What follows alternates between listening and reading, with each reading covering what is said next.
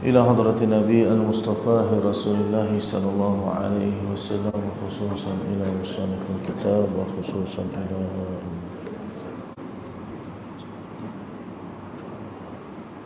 مشايخنا وجميع المسلمين. شغل لهم الفاتحة. أعوذ بالله من الشيطان الرجيم. بسم الله الرحمن الرحيم. الحمد لله رب العالمين الرحمن الرحيم مالك يوم الدين إياك نعبد وإياك نستعين اهدنا الصراط المستقيم صراط الذين أنعمت عليهم غير المغضوب عليهم ولا الضالين. السلام عليكم ورحمة الله وبركاته.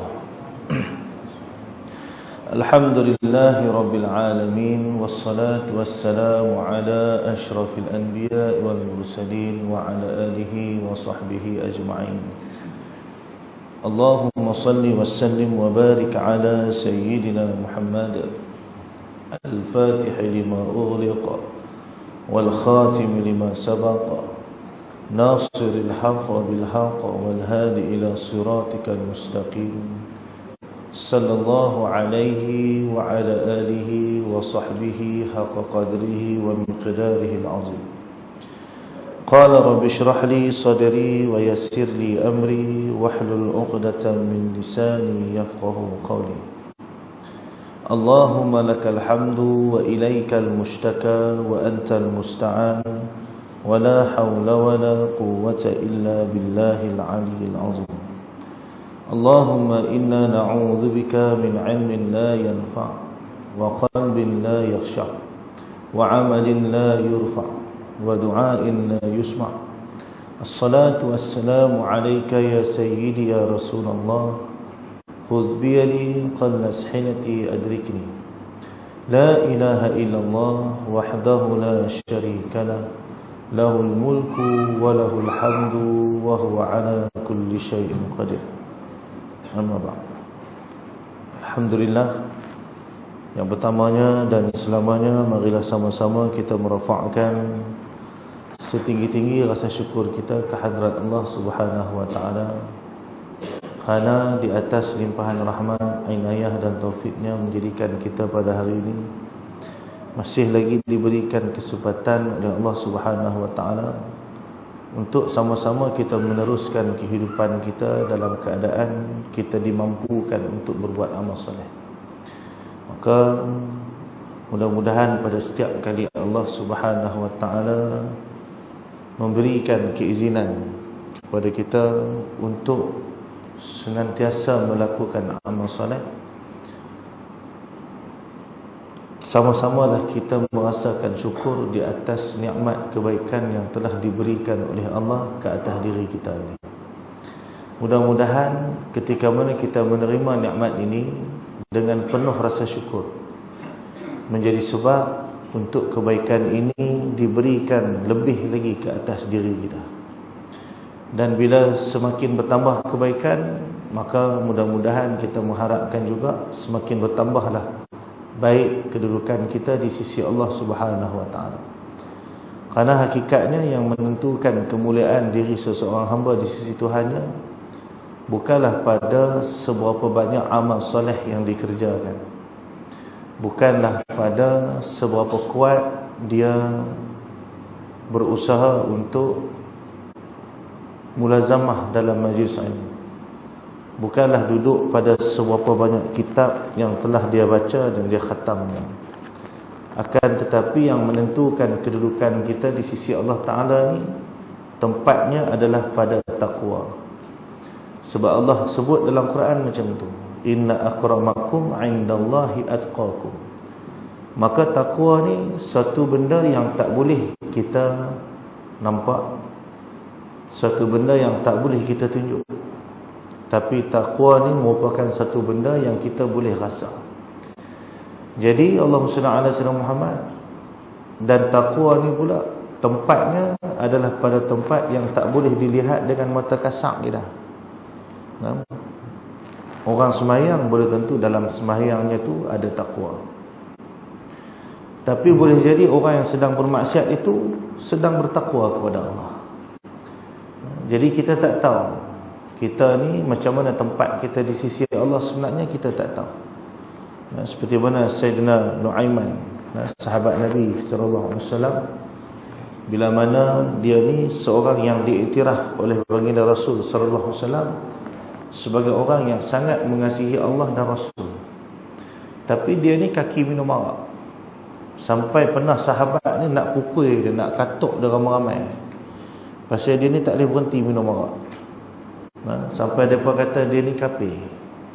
Tapi Nabi SAW pertahankan Sayyidina Nu'aiman. Dia kata, aku bersaksi yang dia ni amat mencintai Allah dan Rasul melebihi pada diri dia. Cuma dia ni tak mampu nak meninggalkan maksiat. Jadi sebab apa ada daripada kalangan sahabat yang macam tu, nak mendidik kita supaya jangan belajar untuk memandang akan aib diri orang, tapi belajarlah untuk melihat pada keaiban yang ada pada diri kita. Jadi sebenarnya sepanjang hayat kita ni bukanlah ditugaskan ke atas diri kita ni untuk melihat akan kesalahan orang ataupun menilai kedudukan orang, bukan. Tapi untuk kita senantiasa bermuhasabah, memikirkan tentang siapakah aku sebenarnya di sisi Tuhanku, siapakah sebenarnya aku ini di sisi Rasulku. Maka inilah perkara yang kita kena selalu fikirkan. Maka sebab itulah setiap kali saya kuliah, saya akan sebut tentang perkara ni. Dan perkara ni berulang kali telah saya sebut dalam majlis pengajian yang sama-sama kita ikuti. Tujuannya adalah untuk mengingatkan kepada diri saya terutamanya, supaya ketika mana kita dapat berbuat amal soleh, kita terima amal soleh ini dengan penuh rasa syukur. Supaya apa? Kita masing-masing mendapatkan tempat yang baik di sisi Allah Subhanahu Wa Taala. Dan selagi mana kita melihat orang yang tak boleh buat baik dan kita memandang rendah kepada dia, maka sedarlah bahawasanya ketika itu kita bukanlah daripada kalangan orang yang beruntung.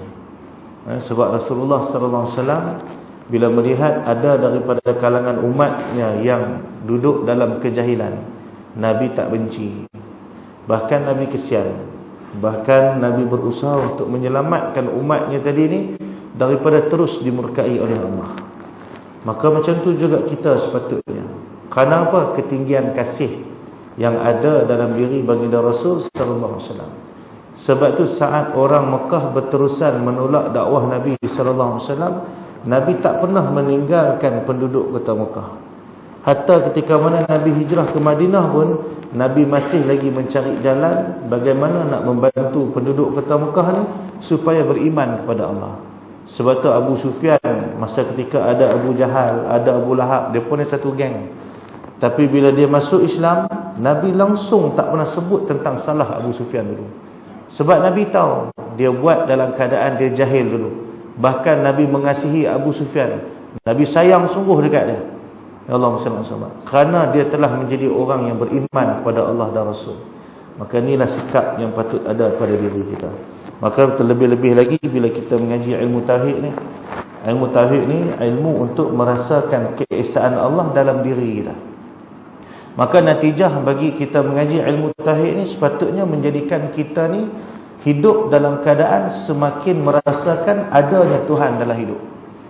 Kita mengaji bukan sekadar nak kenal Tuhan ni wujud lagu mana, samak macam mana, basar macam mana, qiyamuhu binafsih Allah Ta'ala ni lagu mana. Bukan hal tu kita nak bincang. Kita benda tu kita tahu lama dah. Lama dah kita tahu tentang sifat Allah Ta'ala. Faham tentang sifat Allah ni lama dah sebenarnya. Tapi nak merasakan adanya sifat Allah Ta'ala dalam kehidupan kita ni lah sebenarnya yang kita cari. Maka kita mengaji ilmu tauhid ni tujuan dia macam tu. Nak membetulkan kedudukan kehambaan yang ada pada diri kita. Sebabnya selagi mana kita ni masih ada baki umur yang ada, manfaatkan sebaiknya untuk mendapatkan kedudukan yang baik di sisi Allah Subhanahu Wa Taala, insya-Allah. Amin. Baik, kita sambung bacaan kitab Aqidatun Najin kita. Allahumma shalli ala Muhammad. Dekat mana itu berhenti ya? Faedahnya ke? Ha? Ha? Mula faedahnya. Last itu dekat belakang ni kan, tempat hantarannya kan. Ini tersambung faedahnya. Nah, a'udzu billahi minasyaitonir rajim. Bismillahirrahmanirrahim. Qala musannif rahimahullahu ta'ala wa nafa'ana bi'ulumihi wa nawwara qulubuna bi nuri anwari asrarihi amin. Maka berkata musannif, faedahnya akan ilmu tauhid itu. Maka apakah faedah bagi kita mengaji ilmu ini? Dan kata musannif, faedahnya itu mengenal segala sifat Allah dan sifat segala Rasulnya dengan segala burhan yang qat'iyah, yakni yang tetap ataupun jelas hukumnya, dan beroleh kemenangan dengan sa'adah, iaitu kebahagiaan yang berkekalan. Baik, jadi kata musannif, bila kita mengaji kitab Aqidatun Najin, iaitu kitab yang mensyarahkan tentang tauhid akan Allah Subhanahu wa taala, bila kita nak mengaji tentang tauhid ni, apa faedah dia? Maka faedah dia seperti yang saya sebut tadi, bila mana musannif mengatakan faedah daripada mengaji ilmu tauhid ni, kita akan mengenal segala sifat bagi Allah. Maka mengenal di sini bukan maksud mengetahui, akan tetapi merasai. Bila kita cerita tentang sifat wujud Allah, bila cerita wujud ni, kita faham tak wujud ni apa? Bila orang tanya wujud ni apa dia, kita jawab wujud tu ada. Betul. Tapi permasalahannya, dalam keadaan kita faham wujud itu membawa maksud kepada ada, adakah kita benar-benar merasakan adanya Allah dalam kehidupan? Macam orang pergi Mekah, buat umrah, pergi buat haji. Pada ketika dia mula nak pergi ke lapangan terbang tu, perangai dia dengan perangai sebelum tu sama. Dia ni kaki ngumpat orang contoh. Bila dia boleh pergi buat haji, boleh pergi buat umrah, dia mengumpat orang lagi tak? Masa nak pergi, siap takut pula. Duk doa ni, wirid tasbih ni, orang pegang pakai tasbih 100, dia pakai tasbih 1000. Hak jenis seret kat lantai. Pasal apa? Nak istighfar lagi banyak sikit. Takut-takut yang dia duk mengumpat orang selama ni Tuhan balas kat Mekah. Sampai dekat airport Jeddah, turun Allah SWT, nak masuk pergi buat umrah dulu. Pergi tinggal beg dekat hotel, terus pergi ke Masjidil Haram. Sampai nak masuk masjid tu, ketak dah ni. Takut, pasal apa? Takut tak nampak Kaabah. Fair lah. Ramai ada orang macam tu. Sebelum pi ni bukan main ni. Hak mana hak berhutang 10 tahun, 20 tahun sebelum pi pandai pula bayar hutang. Sebelum tu member duk telefon minta hutang, tak pernah bayar. Dekat-dekat nak pergi haji ni, nak pergi umrah ni, bayar habis hutang ni. Pasal apa? Takut-takut nanti kena balas kat sana. Seolah-olah dia merasakan malaikat maut ni pandai cari dia dekat kota Mekah kan. Kalau duduk kat Malaysia, malaikat maut cari tak jumpa. Pasal tu hutang tak berhenti bayar masa duduk kat sini. Nak pergi sana ni sanggup habis ni pasal apa ni? Bayar-bayar habis lah, takut lagi Tuhan. Bukan apa, takut mati kat sana, tak boleh ke bumi dia kata. Tidak dah. Maksudnya apa tuan-tuan? Kita hanya merasakan adanya Allah ketika mana duduk di tanah suci. Maksud i'tiqad kita sebenarnya mengatakan Allah itu wujud bertempat. Kita marah puak-puak Wahabi kata Allah ni duduk atas arasy, kita marah. Marah bila orang Wahabi kata Tuhan ni duduk di atas arasy. Oh Tuhan ni duduk kat atas langit. Oh marah, mana boleh Tuhan tak bertempat, dia kata. Tapi dalam keadaan yang sama, masa yang sama, keyakinannya meletakkan Allah itu juga bertempat. Dia bila masuk masjid tak berani nak cakap bohong. Dia tak. Tapi kalau keluar masjid berani nak cakap bohong. Duduk dekat Mekah, duduk dekat Madinah, tak berani ni buat dosa ni. Nampak perempuan pun tunduk, tawaduk sungguh kat sana. Duduk kat sini ke, boleh duduk kat kedai kopi tu, pantang perempuan lalu. Tengok dari atas sampai ke bawah, kanan kiri tu. Sahabat kau, segok dia ni kau. Jadi sebenarnya sama tak kita orang buat Wahabi. Marah ke orang, kita pun serupa. Faham?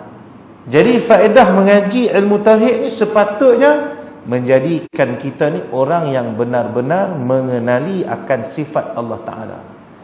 Jadi bila kita faham sungguh sama Allah ini tidak ada hijab, maksudnya benda yang apa sahaja benda yang ada pada diri kita ni, Allah ni maha mendengar semua. Kita doa dalam hati pun Tuhan tahu. Pasal tu ulama' dia bincang. Sebab kalau kita kata malaikat ni dia boleh baca isi hati, maka tidak ada beza dia dengan Tuhan. Dalam kitab Al-Azkar dibincangkan masalah ni. Jadi ulama' akhirnya membuat keputusan malaikat hanya diperlihatkan tanda bagi niat yang baik ada pada diri seorang mukmin. Pasal tu malaikat dia boleh tulis pahala. Pasal dia nampak tanda ya, tapi baik apa tak tahu. Allah SWT. Nah, sebab tu bila kita orang Islam ni, kita niat nak buat baik je dapat pahala dah. Padahal niat ni duduk kat mana?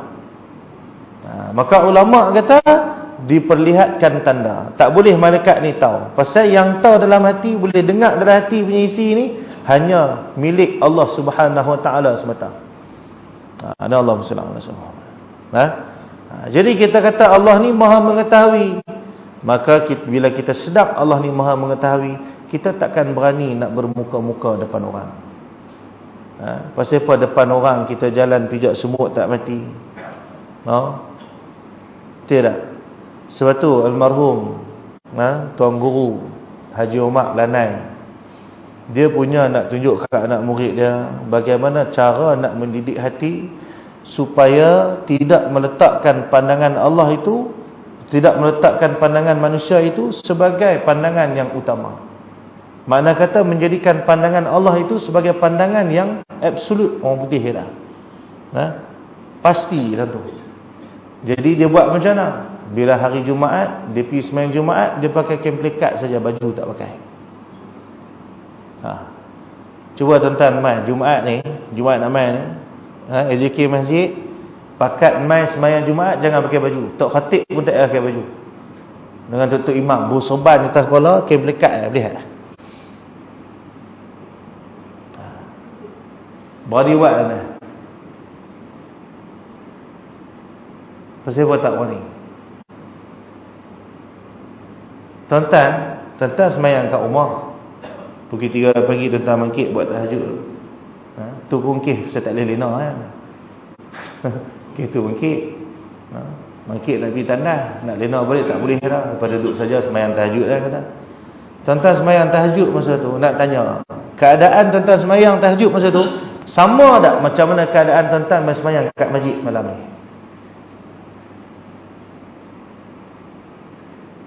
Sama. Baju hak tuan-tuan pakai tu, lah ni, dengan baju hak pakai masa sembahyang tahajud tu, tuan-tuan faham? Sebab apa jadi macam tu tuan-tuan? Pasal apa tak nak main masjid, kita sanggup iron baju, bagi elok, bagi kemas. Kalau main sembahyang, butang baju Melayu tak jumpa, sanggup tak main sembahyang kat masjid tu? Tiap. Tambah-tambah kalau sembahyang raya, cari butang baju tak jumpa, pakai tak pergi sembahyang lah. Sungguh tak tuan? Dia kan serta bohong. Memang macam tu kita memang macam tu. Sebab rupanya selama ni kita duk sangka kita letakkan Allah tu sebagai matlamat. Tapi tanpa kita sedar, kita menjadikan Allah tu duduk selepas manusia. Depan orang tanya, siapa pakai baju lawa? Innallaha jamil wa yuhibbul jamal. Sungguhnya Allah ni cantik dan dia suka pada kecantikan depan orang. Time orang tak ada, macam mana pakai? Jadi sebenarnya innallaha jamil ke innan nasa jamil, kita kata. Sebenarnya kita punya pandangan mengatakan sungguhnya Allah suka cantik ke manusia suka cantik?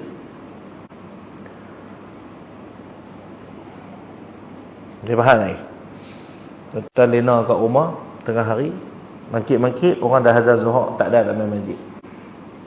Kita terus semayang lah. Kan kita pergi mandi dulu, tukar baju macam dalam masjid juga. Baju hak pakai tu, kadang gosok gigi pun tak. Tak, kumuk semayang.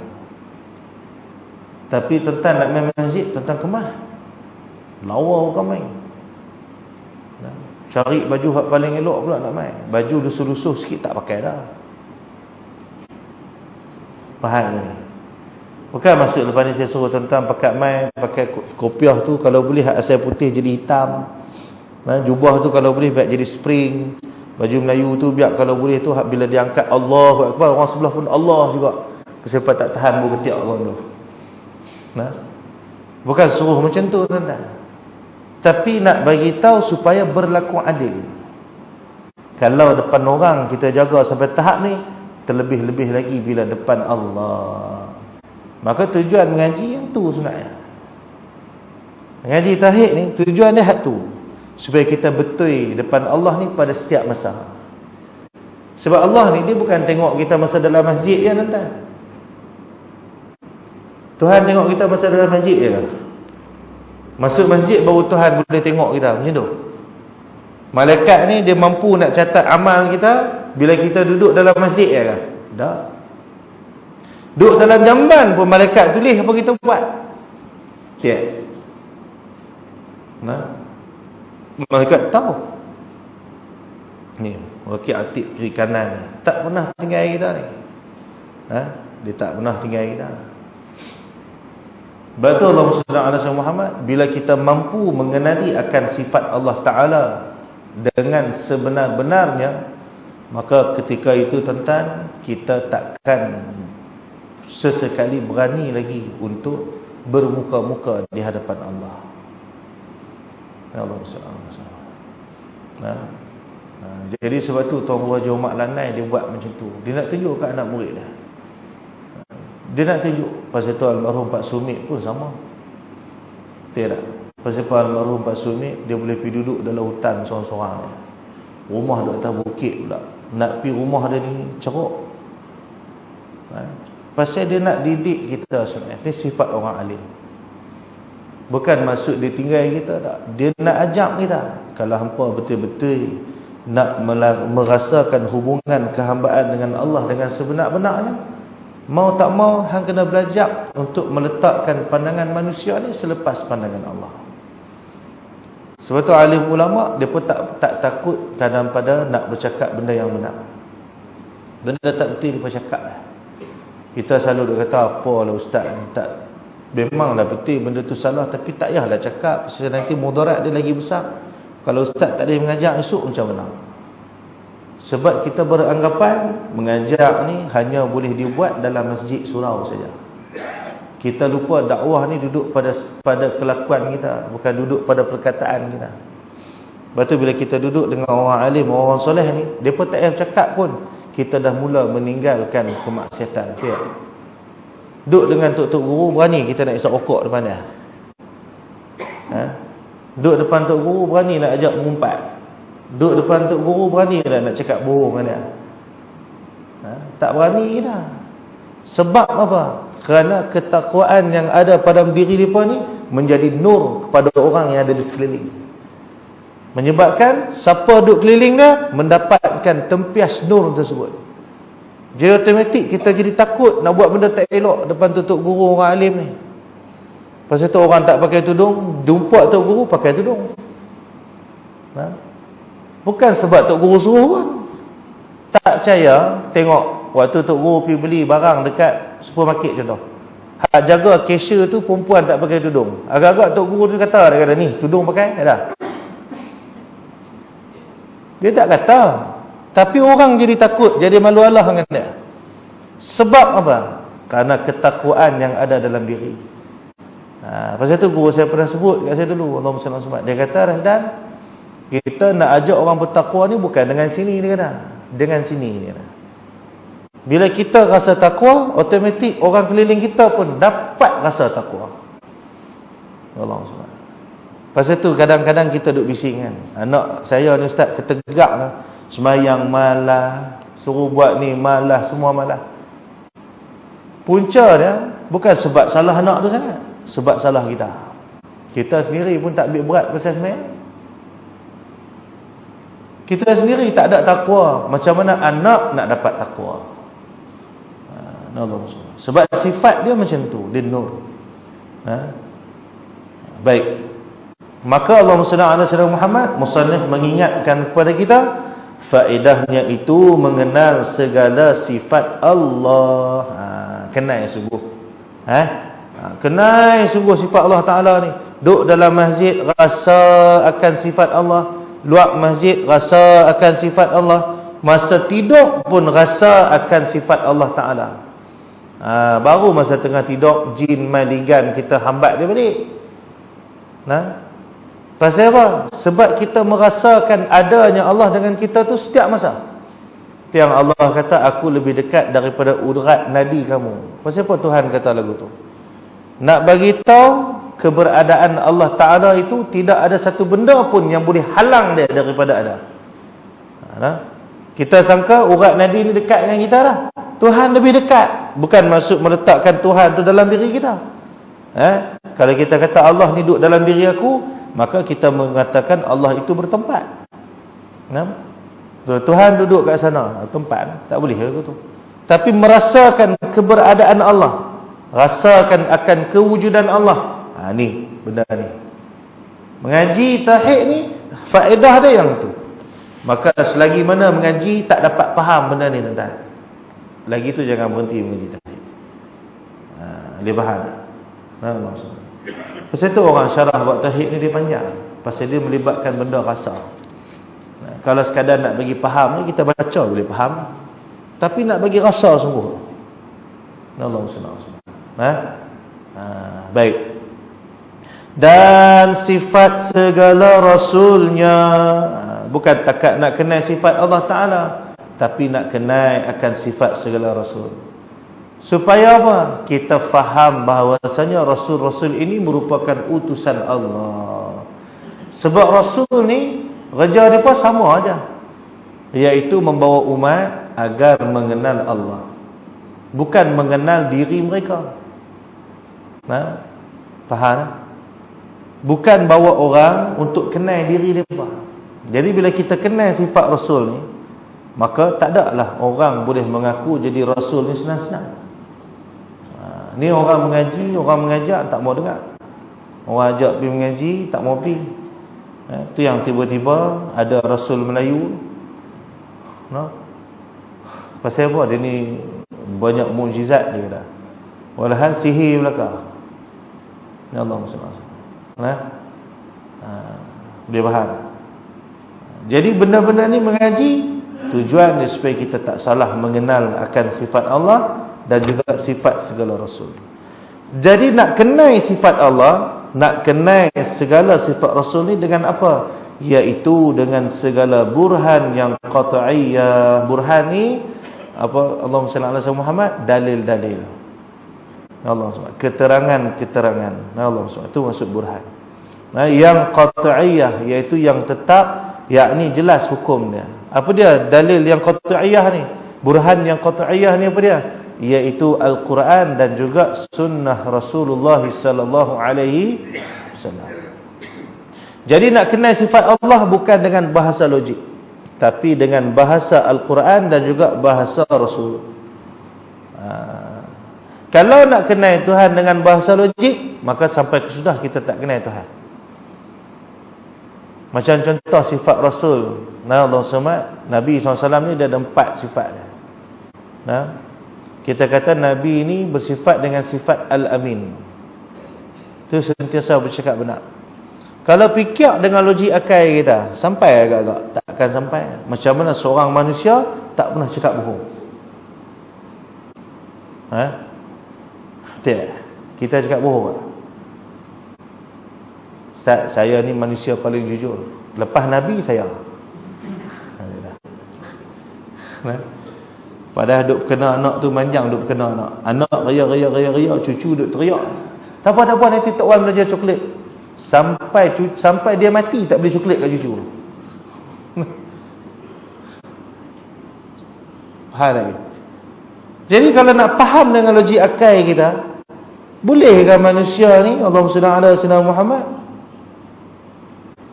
tak cakap bohong? Boleh? Takkan boleh kan? No? Macam mana nak elak cakap bohong? Bohong ni apa dia? Hak kita cakap tak betul dengan fakta. Itu maksud bohong. Kita dengar kawan ni cerita macam lain. Kawan ni cerita macam lain. Tapi kita sampai ke orang macam lain. Bohong tak? Macam viral isu dekat Mekah lah. Kan keluar satu perkeliling baru. Pakat viral. Kata dekat sana lah tak boleh kutip derma, tak boleh buka puasa dalam masjid, budak-budak tak boleh masuk. Kan viral benda tu kan. Tuan-tuan baca tak perkeliling hak keluar dalam bahasa Arab? Kau baca bahasa Melayu? Takkan Raja Salman dia buat keluar perkeliling bahasa Melayu, dia buat keluar perkeliling bahasa Arab.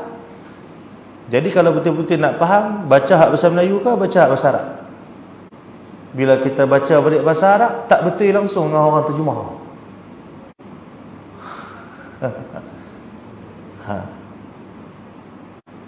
Macam dulu Allah SWT mula-mula diperkenalkan sistem masuk Raudah kena pakai apps buat temu janji.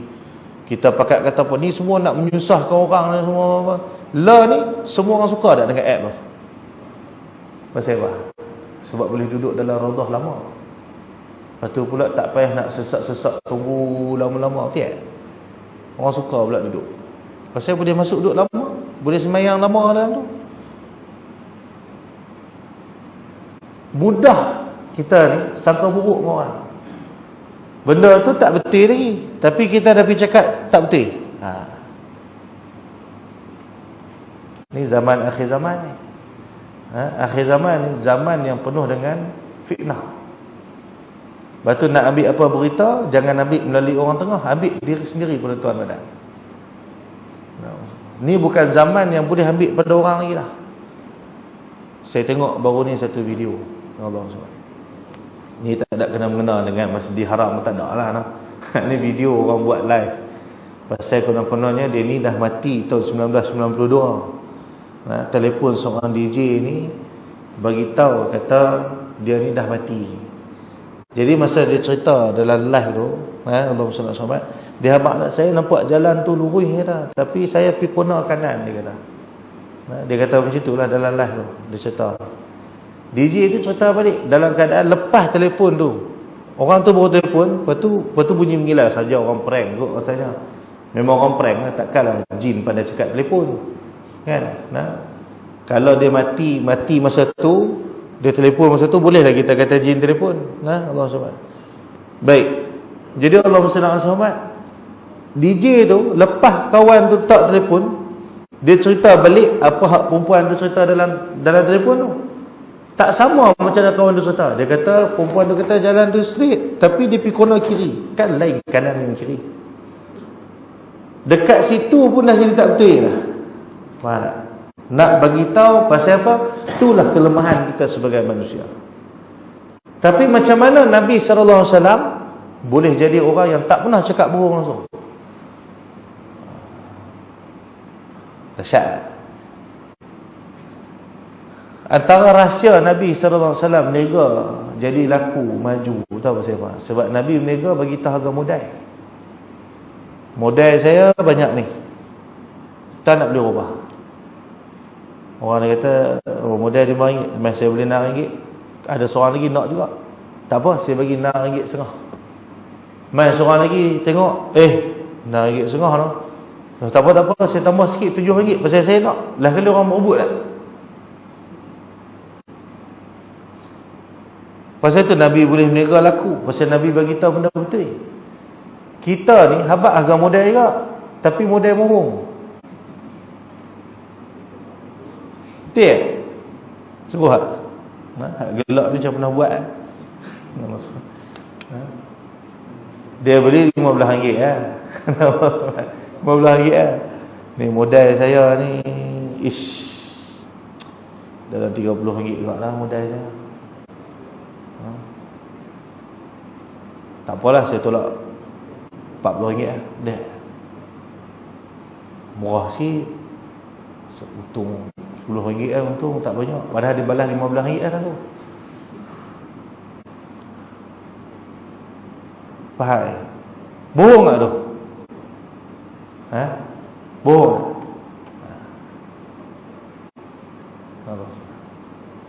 Bohong.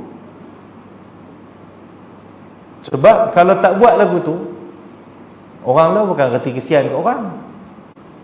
Modal saya RM15 ni, tak masuk minyak tol lagi. Modal barang saja RM15. Boleh tak saya ajar 30? Oh, hang ambil untung RM15 lah. Dah. Aku beli ke hang RM15 sekupang. Kupang pun untung dia lah. Hang jangan kira sangat. Hang meniaga kena meniaga macam Cina. Lah kali meniaga macam Cina, pergi belajar dengan Cina, Cina ajak bohong. You kalau barang 15, you jangan cakap 15. You cakap 30. Untung RM1 je. Lah kali pekat jadi Cina, cakap bohong. Saya tahu sebab saya kawan dengan Cina. Mereka ni memang pandai meniaga. Mereka nak ikat customer mula-mula. Mereka buat macam mana? Mereka bagi murah pada orang. Lepas tu kita kenal balik waktu bila ni. Lepas kita percaya kat dia. Tu panggil Cina. Tak apa-apa pergi kat dia. Dia bagi murah dah. Nampak? Kita jadi tukang promote. Dulu kita beli 3,5 lah, kena beli 400 dah. Pasal apa? Barang dah mahal. Padahal stok tak sama juga. Apa tak kawan di Cina, apa tak tahu. Saya kawan saya ramai Cina. Macam orang meniaga handphone semua kan. Sama. Memang style macam tu. Saya kalau saya nak beli casing handphone ke apa-apa ke, saya tak pernah beli, saya pergi ambil. Sebab tahu dia untung banyak. Tapi kawan boleh lah. Kalau tak kawan pergi ambil pun kena katok juga. Pergi kedai tak apa, ini you punya model berapa kupang kata. Kan? Saya kira dia katok kita dengan kerusi, kan tanya siapa. Saya pergi buat tu kat kedai kawan sendiri tak apa. Allah SWT. Tu cara dia pun macam tu, memang style macam tu. Jadi kalau nak belajar tentang sifat Rasul, belajar sifat Tuhan ni guna dengan dalil akli, takkan boleh faham. Nak faham tentang bijaksananya Rasulullah ni, macam mana Fatimah Nabi ni, boleh faham dengan akal kita? Takkan boleh faham. Pernah satu ketika Nabi SAW tengah jalan dengan Sayyidina Umar, dengan Sayyidina Abu Bakar. Tengah jalan, tiba-tiba lintas seorang Islam berlari, lintas depan Nabi SAW. Kelang kabut ni. Ya Rasulullah, tolong aku ya Rasulullah. Ada orang ni, dia nak bunuh aku. Orang Yahudi ni nak katok aku, nak pukul aku, nak bunuh aku ni. Dia lari, menyorok belakang Nabi SAW. Ada tempat menyorok, dia menyorok. Tiba tak lama lepas tu, sampai Yahudi ni. Yahudi ni bila nampak Nabi Muhammad SAW, dia kata clear, dia kata. Muhammad Al-Amin ada kat sini, dia kata. Kalau aku tanya dia, mesti aku tahu dia duduk tahu mana. Pasal dia tak nak cakap bohong, Nabi tak nak cakap bohong. Dia iktiraf kejujuran Nabi SAW ni oleh orang kafir sini. Bayangkan orang kafir percaya kat Nabi. Kita tak percaya kat Nabi. Teruk dia pada orang kafir. Baik. Dia tanya Nabi Muhammad, Muhammad, Allah SWT, mana ada lelaki yang lintah tadi ni? Aku nak pukul dia. Masa tu Sayyidina Umar kira nak pukul pedang kan. Saya bakal tahan. Let dulu, kita tengok Nabi buat macam mana. Sebab Nabi bijaksana. Kalau kita lah duduk kat tempat Nabi SAW, kita buat apa? Satu antara dua kan? Tak cakap bohong, cakap bohong.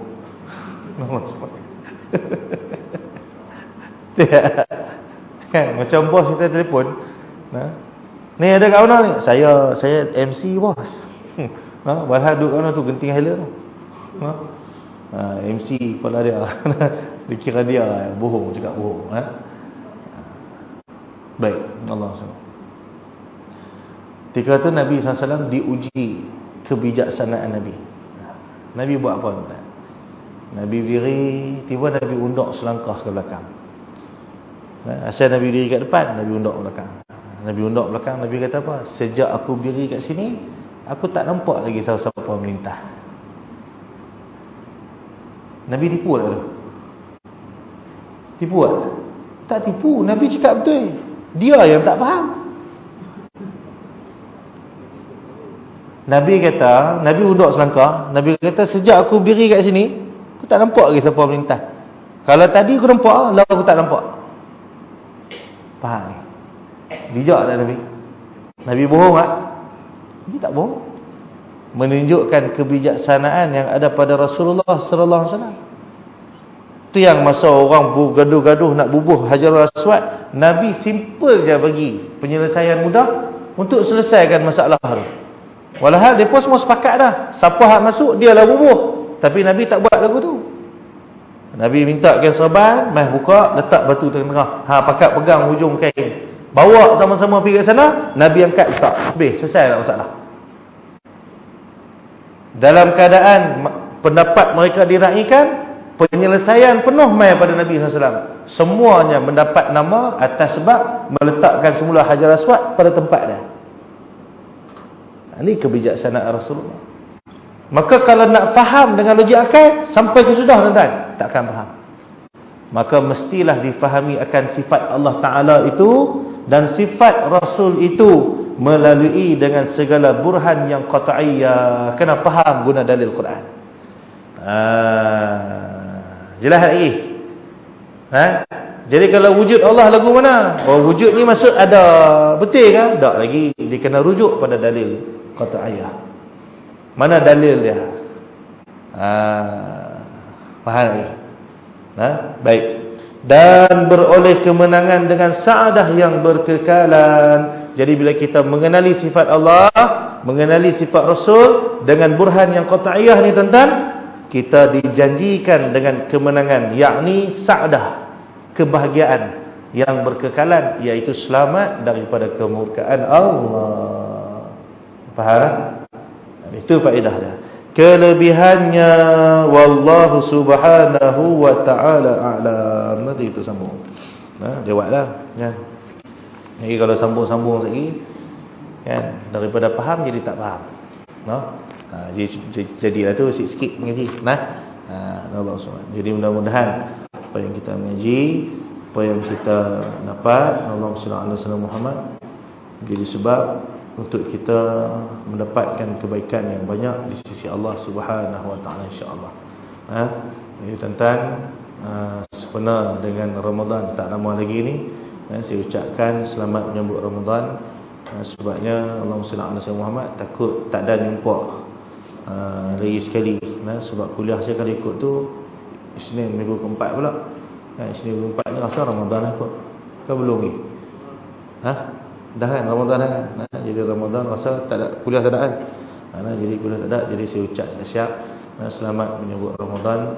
Cuma satu je pesan untuk diri saya dan semua, jadikan Ramadan kali ini, kalau Allah izin kita semua sampai, Allah SWT, manfaatkan dengan sebaiknya. Tawaduk, siapkan diri dengan rendah hati sungguh-sungguh depan Allah. Biar kita masuk Ramadan ni dengan kerendahan hati. Jangan kita masuk dengan ketinggian hati, masuk dengan rasa rendah hati. Kita rasa kita tak layak dapat kebaikan Ramadan, tapi bila Allah bagi, kita ambil sungguh-sungguh. Sebabnya Allah SWT Muhammad, kalau tuan-tuan perasan tak tahulah. Allah tunjuk tanda-tanda dunia ni dah sampai hujung ni banyak sangat dah. Tanda yang paling besar yang Allah tunjuk hari ni tuan-tuan, bukan gempa bumi tuan-tuan, bukan hujan tak mai, bukan kemarau panjang, bukan. Tanda paling besar yang Allah tunjuk ialah bila mana hari ini telah diangkat rahmat dalam kehidupan. Kita mengaji, orang mengaji ni ramai tuan-tuan. Tapi perasan tak? Dalam keadaan ramai orang mengaji, silaturahim ni makin putih. Dalam keadaan ramai orang mengaji, orang susah makin susah. Perasan tak? Orang kaya makin kaya. Walhal orang mengaji makin ramai. Tak percaya tuan-tuan, tengok baru ni buat server sunnah ramai. Ramai kan? Sampai jam jalan-jalan kan? Tak boleh pergi mana. Bukan hak tu saja, merata ni buat selawat sana sini semua ni. Tidak. Orang maksudnya orang hak mengaku cinta Nabi ni ramai. Ramai. Masuk kita lah, kita pun pergi juga. Jiran kita lapar, tak berasa pun pergi hantar makan. Walhal sunnah berkasih sayang ni adalah rahmat. Kasih sayang ni rahmat. Jadi tuan-tuan, kalau tuan-tuan tak risau lagi, tak tahu. Orang bergaduh makin ramai tuan-tuan. Bergaduh. Bahkan bukan kalangan orang jahil, orang alim pun bergaduh, semua orang alim. Duk tak duk bergaduh pasal isu tauliah pula dah. Walhal selama ni duk mengaji elok ya. Tak ada lagi orang mengaji sesat. Duk bagi alasan panggil, kami panggil dah tak mai. Yalah padanlah dia tok guru. Hang dulu pun mengaji dengan dia. Takkan hang nak interview dia? Tak kena. Ya Allah SWT. Jadi ni zaman dia tuan-tuan. Zaman yang fitnah ni berleluasa. Punca untuk menjatuhkan sama-sama kita ni banyak sangat tuan-tuan. Maka kita ambil perhatian sungguh-sungguh. Paling-paling tidak tuan-tuan, kita jaga diri kita, keluarga kita ni agar terhindar daripada fitnah. Jadi minta sungguh-sungguh dengan Tuhan. Minta sungguh-sungguh dengan Allah. Supaya Ramadan kali ini menjadi Ramadan yang paling baik untuk diri kita insya-Allah. Boleh tuan-tuan tak? Kita buat sungguh-sungguh. Nak tahu Ramadan kita diterima tak diterima oleh Allah. Bila kita keluar daripada Ramadan, kita lebih baik daripada sebelum Ramadan. Jadi kita harap macam tu. Kalau sebelum Ramadan kita jarang-jarang zikir, habis keluar Ramadan kita jadi orang yang selalu melazimi zikir. Jadi kita harap macam tu. Harap supaya Allah bagi dekat kita kebaikan. Sebab kena takut dah tuan-tuan. Allah tunjuk banyak sangat dah tanda. Jadi tuan-tuan dan puan yang rahmati Allah SWT sekalian, itu saja nasihat yang boleh saya kongsi dalam pada nak menyambut Ramadan. Dan akhirnya tuan-tuan macam biasa, tuan-tuan tolong doakan buat diri saya, keluarga saya dan anak-anak kami di madrasah agar kami ini sentiasa dalam limpahan rahmat Allah, terus diizinkan oleh Allah untuk jadi orang soleh, orang baik. Tuan-tuan tolong doa insya-Allah dengan berkat doa semua, Allah izinkan kebaikan yang kami tengah buat hari ini dapat diteruskan sampai bila-bila. Sebab kami buat sekolah tuan-tuan tak ambil duit langsung. Tadi pergi beli barang dapur daripada 300 lebih dah jadi 400 lebih lah. Terkejut saya tengok. Tapi nak buat macam mana? Rahmatan lil alamin katanya. Ya Allah SWT. Kita cakap lebih, kita kena marah balik. Tapi hakikat dia macam tu. Kita bayar tu memang lebih. Jadi dalam keadaan memang saya main pun tuan-tuan tahu saya tak bawa apa-apa tabung. Saya tak minta sumbangan. Memang kita ada buat grup infak. Tapi kita tak ada wajibkan setiap ahli yang masuk dalam grup infak tu sedekah duit. Kalau tak pakai kena kick belakang dah dalam grup tu. Tapi kita tak buat. Pasal apa? Sebab tujuan kita buat grup infak tu hanya sekadar nak berkongsi saja. Kalau mampu nak bantu silakan. Pokoknya ada peluang nak buat baik ni tuan-tuan tahu. Jadi dalam keadaan macam tu tuan-tuan, cabaran dia besar. Jadi tuan-tuan tolong doakanlah supaya Allah mudahkan segala urusan kami di madrasah insya-Allah.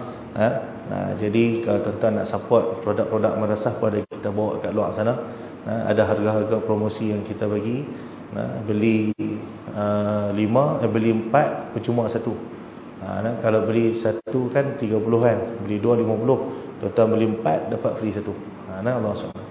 Jadi tuan-tuan belilah seorang 5 kan.